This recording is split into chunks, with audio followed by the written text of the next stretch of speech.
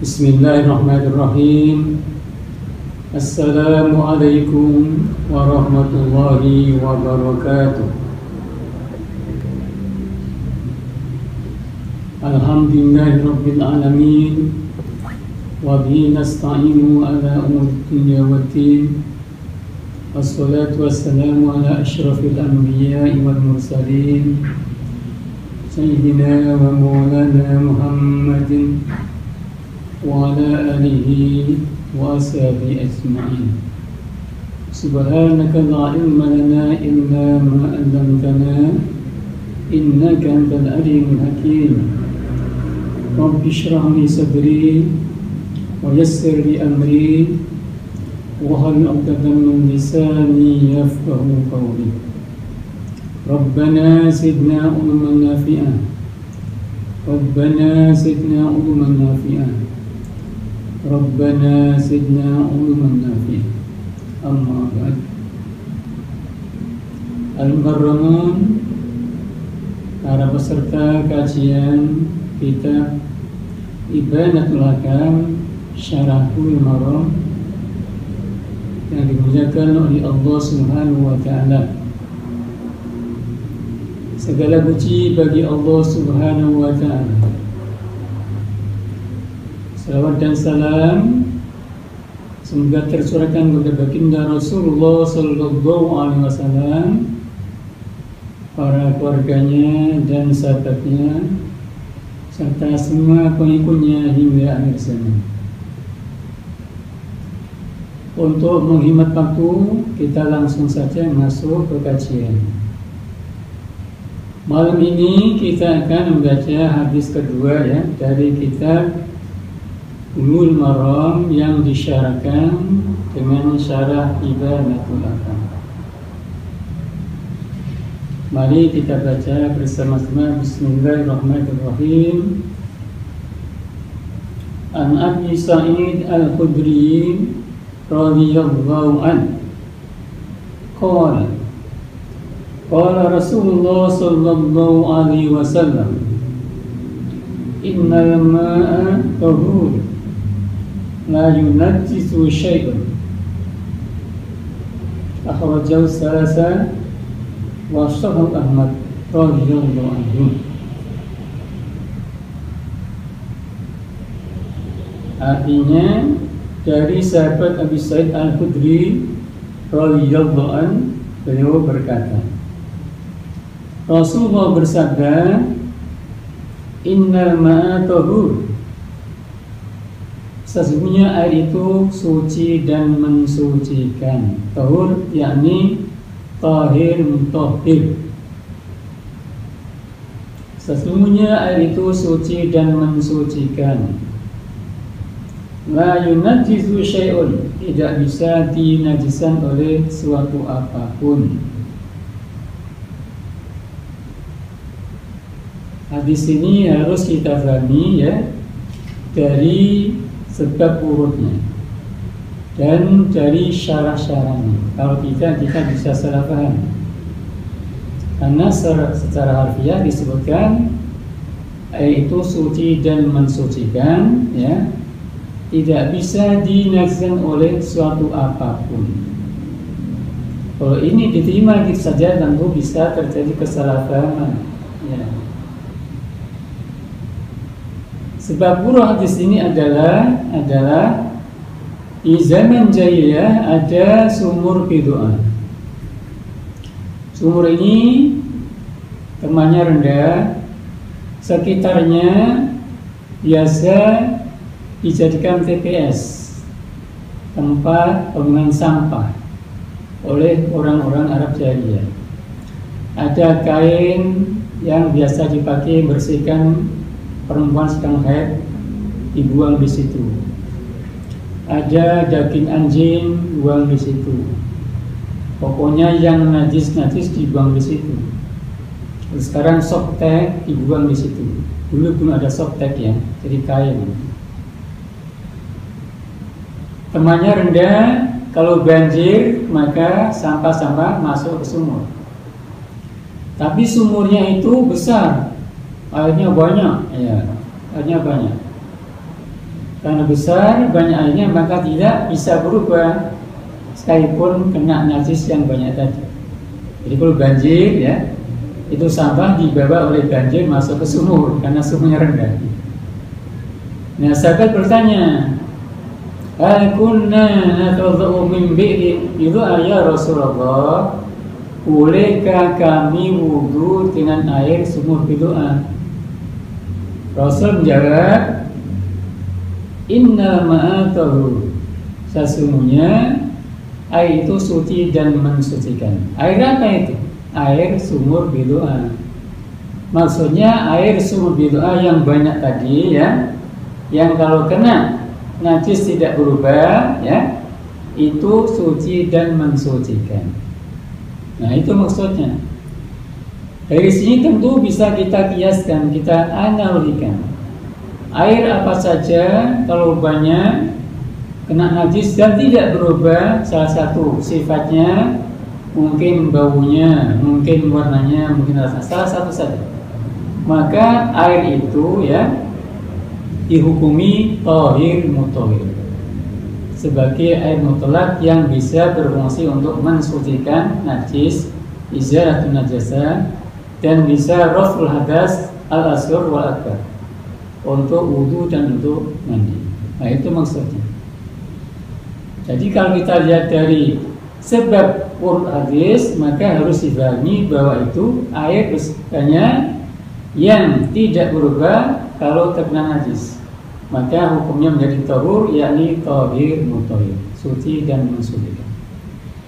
Sisi lain ya, hadis ini mutlak kalau kita tidak melihat sebab urutnya. Artinya tidak ada keterangan, tidak ada kait apakah banyak atau sedikit, apakah berubah atau tidak. Nah, ini nanti akan dijelaskan oleh hadis-hadis berikutnya ya, yang di sana ada kait, ada keterangan ya, yang mengatakan air itu kalau banyak ya, kemudian kena najis tidak berubah, maka dia tetap suci dan mensucikan. Dengan demikian hadis ini mutlak ditaklidkan oleh hadis muqayyad yang nanti akan datang kemudian. Nah, dengan pemahaman semacam itu maka pemahamannya menjadi benar. Tapi kalau tidak difahami semacam ini maka menjadi keliru dan salah, bisa salah paham. Karena seolah-olah air itu ya kapan saja, bagaimana saja, sedikit banyak ya, berubah enggak maka tetap suci dan mensuci. Bukan begitu maksudnya. Artinya kalau ada air banyak ya, kemudian terkena najis, tidak berubah salah satu sifatnya, apakah baunya, apakah warnanya, apakah sifatnya, maka dia dihukumi thahir mutahhir, tetap sebagai air mutlak yang berfungsi untuk izalatun najasa, untuk mencuci najis, menghilangkan najis. Bisa untuk raf'ul hadas al-asghar wudu, bisa raf'ul hadas al-akbar, menghilangkan hadas besar untuk mandi, bisa mandi wajib, bisa mandi sunnah. Nah, itu maksudnya. Nah, hadis ini ya, kalau kita lihat dari makanatus sunnah fi bayani akan ini sebagai Al-Quran, maka termasuk hadis yang fungsinya isbatul hukmi syar'i ya, amma sakata anhul Quran, artinya hadis yang menjelaskan hukum masalah yang belum ditegaskan oleh Al-Quran yang baru. Al-Quran belum membicarakan ini ya kan, tentang status air semacam itu, bagaimana hukumnya. Hadis datang, itu namanya hadis yang fungsinya menetapkan hukum yang belum ditetapkan oleh Al-Quran yang baru. Nah, ini sama dengan hadis yang pertama tadi ya, tentang apa, air laut yang suci dan apa namanya, ikannya itu halal, tidak perlu disembelih. Itu namanya sunnah yang fungsinya menetapkan hukum ya, sakata anhul Quran, artinya yang belum ditetapkan oleh Al-Quran yang baru. Baru kita singgung ada 3 fungsi sunnah, ada yang muakkidah muqarrarah ya, ma'as batul Quran mina'aka, memperkuat menetapkan hukum yang sudah ditetapkan oleh Al-Quran. Ini banyak. kayak wajibnya sholat, wajibnya puasa, haji, zakat, haramnya zina, haramnya mencuri, haramnya bohong, ya, wajibnya thalabul ilmi, wajibnya dakwah, itu termasuk ini. Ada lagi yang mufassila ma ajmal Quran min ahkam, merinci, mengurai, ya, hukum-hukum yang ada di Al-Quran yang masih belum rinci, masih ijma, global, garis besar. Itu yang kedua. Nah, yang ketiga yang sekarang ini, yaitu fungsinya menetapkan hukum yang memang belum ditetapkan oleh Al-Quran tadi. Nah, kita lanjutkan. Nah, air itu, ya, nanti akan dibagi oleh fuqaha. Ada air banyak, ada air sedikit. Kalau kita ikut, ya, ikut konsep fikih Hanafi, fikih Syafi'i, fikih Hambali, ada air banyak, ada air sedikit. Ya, air sedikit kalau kita ikut fikih Syafi'i dan Hambali adalah madunal kullatain, air yang kurang dari 2 kullah. 2 kullah itu, ya, kurang lebih ukurannya adalah berapa itu? Kurang lebih, ya, beratnya itu 193 kg. Nah, tinggal hitung berapa liter itu. Beratnya 193 kg, itu 2 kullah. Minimal segitu. Kalau dalam tempat yang persegi 4, ukurannya adalah 1 hasta seperempat. 1 hasta itu mulai dari siku sampai ujung jari kita itu 1 hasta. Dirok namanya, 1 hasta. Kurang lebih yang 45 cm, ya kan? Seperempat, jadi kurang lebih 55 cm lah. Tapi supaya hati-hati, ya jangan segitu. Kalau bikin bak, buat baknya berapa? 1 meter persegi supaya aman, jangan kurang. Kalau bikin bak, ya, itu air yang banyak, yang kalau kena najis tidak berubah, maka dia suci dan mensucikan. Tapi kalau berubah tetap juga, ya, banyak berubah. Konsensus ulama baik Hanafi, Syafi'i, Maliki, Hambali, konsensus adalah bagaimana mutanajis dihukumi najis sekalipun banyak. Nah, kalau kita ikut fikih Hanafi, banyak itu ukurannya gampang, ya. Kalau ada di air, mungkin di bejana, mungkin di bak, ya. Kalau samping kanan di gayung, di ciduk, yang kiri tidak bergerak, itu namanya banyak. Kalau masih bergerak, namanya sedikit. Nah, itu ukurannya begitu. Kalau kita ikut fikih Hanafi. Dalam fikih Maliki ini penting. Dalam fikih Maliki tidak ada konsep air banyak, air sedikit. Nah, ini penting ini. Jadi air banyak, sedikit, kena najis, ya, asal tidak berubah, salah satu sifatnya dihukumi thahir mutahhir. Nah, ini pakai ini, ya. Yang dipakai harfiah di sini yang dipakai, tanpa melihat sebab urutnya, tanpa melihat hadis lain yang mentakyidkan, yang muqayyad, ya. Jadi kemutlakan hadis ini dipakai oleh Imam Malik, sehingga beliau berpendapat kalau ada air sedikit kena najis, asal tidak berubah salah satu sifatnya, ya, mungkin baunya, rasanya, mungkin warnanya, ya. Nah, itu tetap suci dan mensucikan. Nah, ini bisa mengatasi problem di Jakarta, di perumahan-perumahan yang airnya susah itu, ya kan? Ya, yang susah itu. Karena kalau kita itu fikih Syafi'i, ya, ini agak berat. Fikih Hambali agak berat, ya kan? Ya, rata-rata airnya nggak banyak itu. Jadi harus ekstra hati-hati ketika kita mencuci najis atau merawat airnya, jangan sampai terkena najis.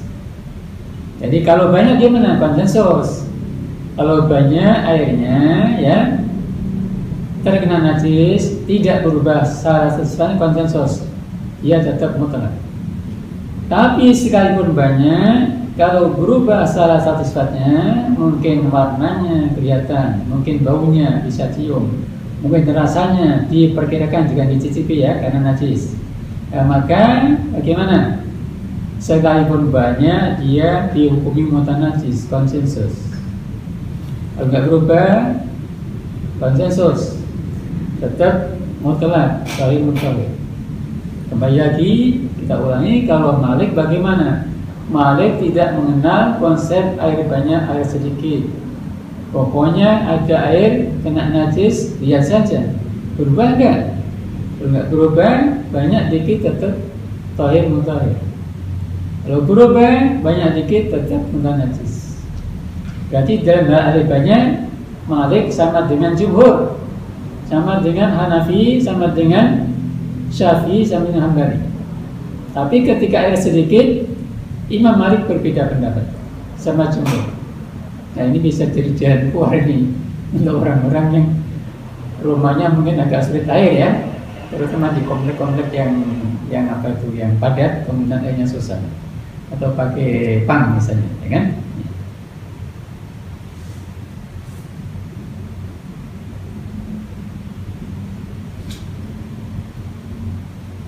Kemudian konsep air banyak dikit itu kalau kita pakai hujanan, kalau kita pakai bak, kita pakai ember, sebaiknya ini sudah kita tiadakan. Sudah kita modernisir, air itu harus apa? Warid, bukan maurud. Warid artinya dia ngocor ya, ngucur, atau apa itu, ada keran ya, ada selang, ada shower, ya kan? Kalau pakai keran, shower, selang itu enak, ya kan? Nah, itu aman, ya, itu aman. Ketika ada pakaian yang najis, buang dulu di luar, ya. Nah dicuci, pakai keran, pakai shower, pakai selang, nah, itu aman. Di sini nggak mengenal istilah sedikit atau banyak, karena langsung apa? Disentuh air, najisnya hilang. Dan tentu diupayakan bisa hilang semua sifatnya. Kalau najis ya, sudah suci harus hilang semua sifatnya, baunya, rasanya, warnanya. Diperkirakan kalau rasanya, ya kan? Ya. Nah, dengan demikian, untuk usaha ini harus kita modernisir masjid-masjid, musola rumah kita itu. Usahakan nggak usah pakai bak lagi, cukup pakai keran yang kencang ya. Pakai shower yang kencang, pakai apa, selang yang kencang. Dengan demikian maka aman dari tadi kemungkinan air yang kita pergunakan terkena najis atau menjadi najis. Nah ini penting, karena kesucian pakaian kita, fisik kita ketika terkena najis ini ada kaitan betul dengan ibadah kita. Pakaian kita cuci ya, masih ada najisnya, walaupun berkali-kali sudah disucikan masih ada najis yang kita nggak tahu. Buat sholat, nah sholatnya nggak sah, kan bahaya.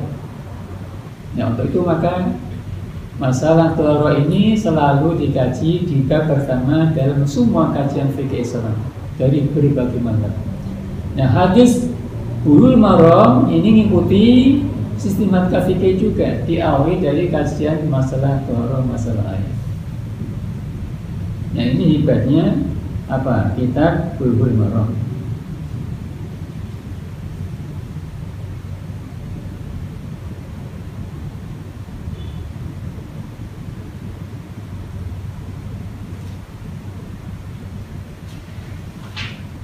Nah itu hadis yang kedua ya. Imam Ghazali ini sebagai tambahan saja. Imam Ghazali mengatakan pendapat Imam Malik yang mengatakan bahwa air sedikit ya terkena najis tidak berubah semua sifatnya, sah atau sifatnya ya, tetap suci, ini justru pendapat yang kuat min hasul dalil. Nah ini penelitian Imam Ghazali. Imam Ghazali adalah pengikut mazhab Syafi'i, tapi di sini beda dengan Imam Syafi'i pendapatnya, ya kan? Karena Imam Syafi'i mengatakan air sedikit karena najis berubah atau tidak, dia menjadi mutanajis. Nah Imam Ghazali mengatakan ada air sedikit terkena najis tidak berubah, dihukumi suci kayak pendapatnya Imam Malik. Dan ini ya aqwa min haitsu dalil, lebih kuat dia dari si aspek argumentasinya kayaknya menurut penelitian Imam Ghazali. Jadi biasa ulama begitu ya. Jadi dengan imamnya ya kadang-kadang juga beda pendapat. Sekalipun Imam Ghazali pengikut mazhab Syafi'i, tidak semua pendapatnya sama dengan Imam Syafi'i. Itu biasa. Nah, makanya kalau ada beda pendapat asal bukan masalah akidah, masalah yang murni, jangan kaget, itu biasa. Ulama dulu biasa seperti itu. Nah, kita lanjutkan ke hadis berikutnya. Ini yang sifatnya mentasis, hadis yang kita baca tadi. Hadis yang ketiga ya. Bismillahirrahmanirrahim. An Abi Umamah al-Bahili radhiyallahu anhu qala Rasulullah sallallahu alaihi wasallam, innal ma'a la yunazzu syai'un. Dari sini sama. Ada bedanya illa ma walaka ala rihihi wa ta'mihi wa lawnihi. Innal ma'a la yunajjizu syai'un illa ma walaka ala rihihi wa ta'mihi wa lawnihi. Dari sahabat Abi Umam al-Bahili radhiyallahu anhu berkata, Rasulullah bersabda, innal ma'a la yunazzu syai'un. Sesungguhnya air itu tidak bisa dinajiskan oleh sesuatu apapun. Sesungguhnya air itu tidak bisa dinajiskan oleh suatu apapun.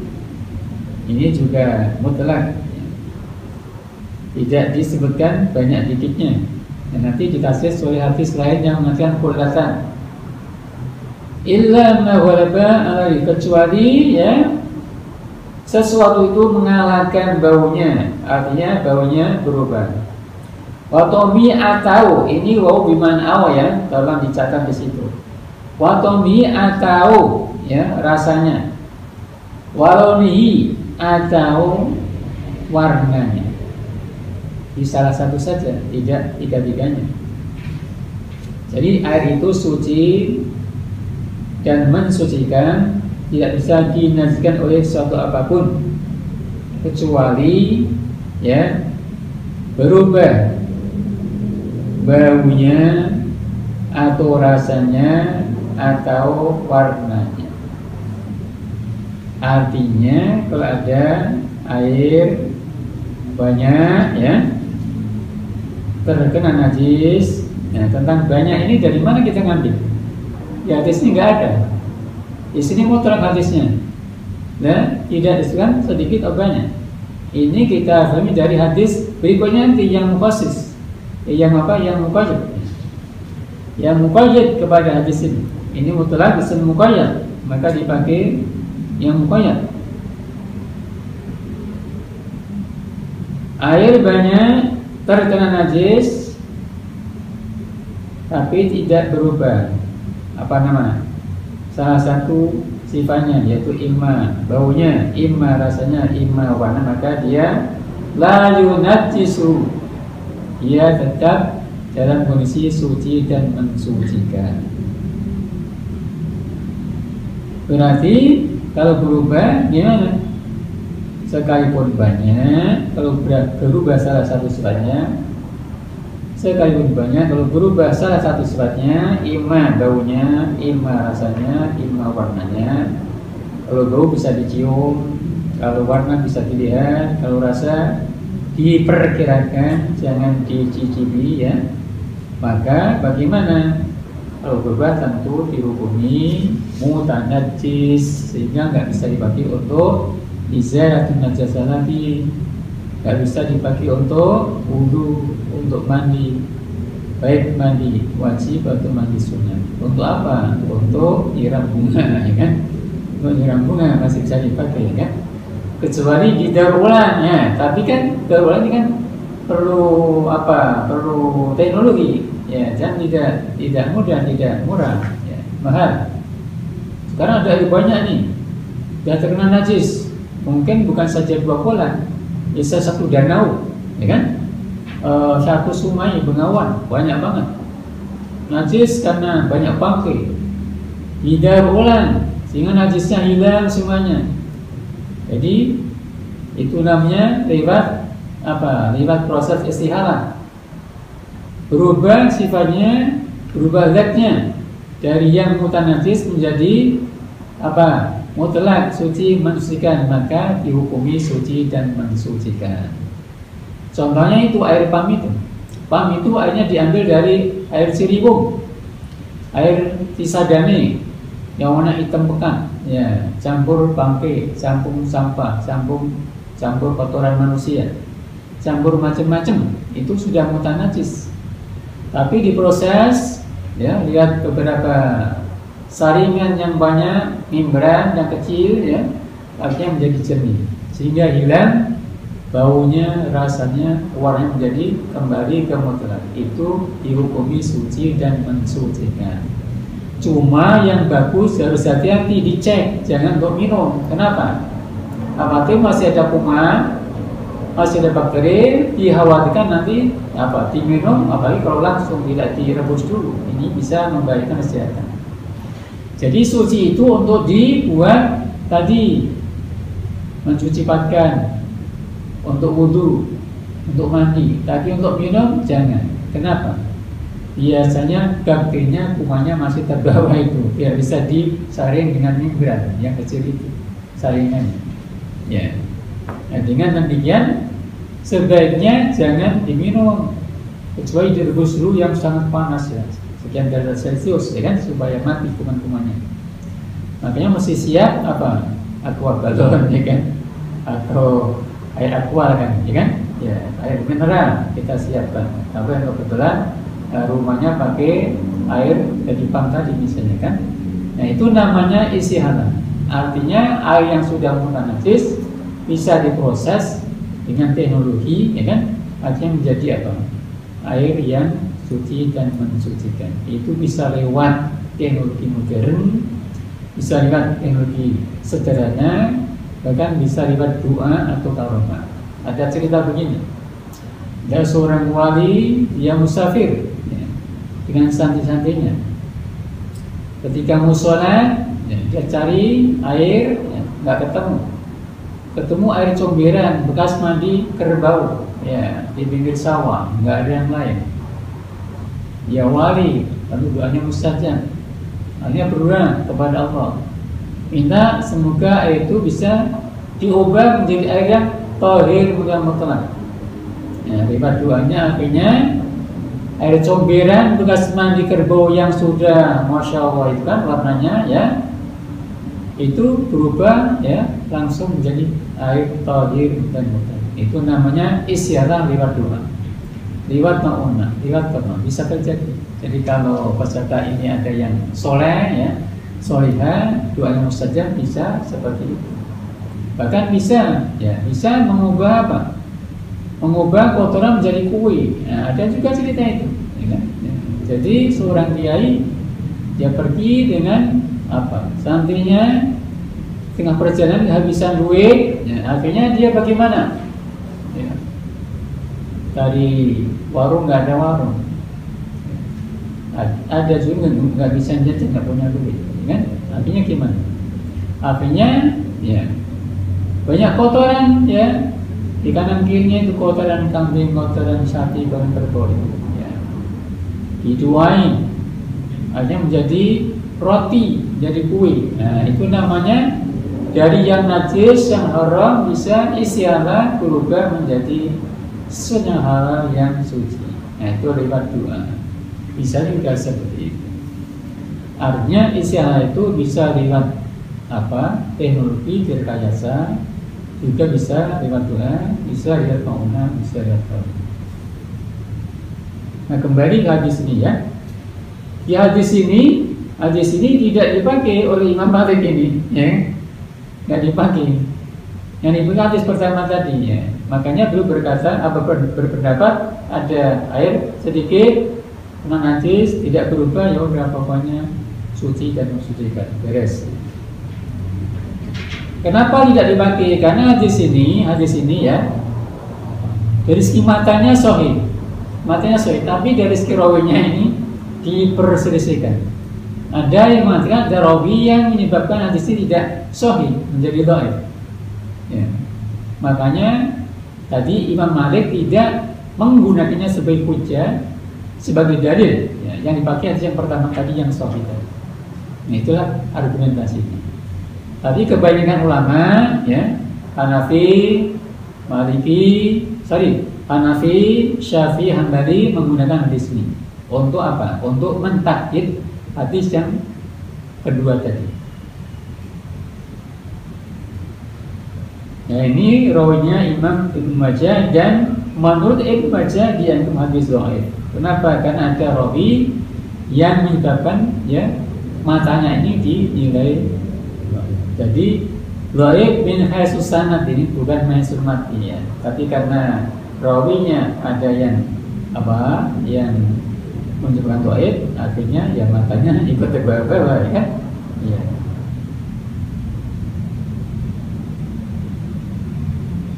Wa'il Baihaqi al-ma'u tahur.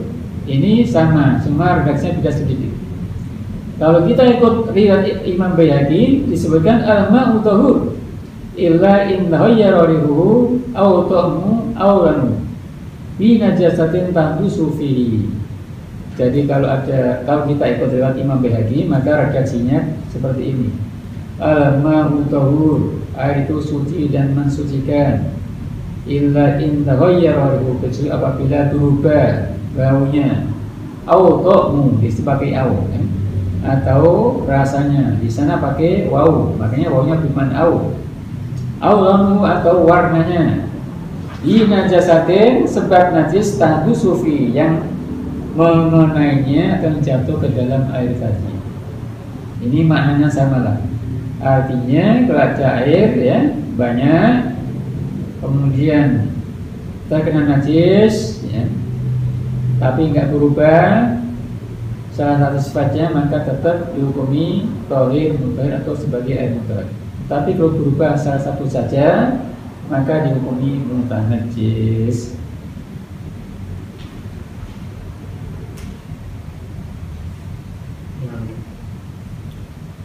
Tinggal 5 menit lagi, ya, supaya kita bisa berdoa. Jadi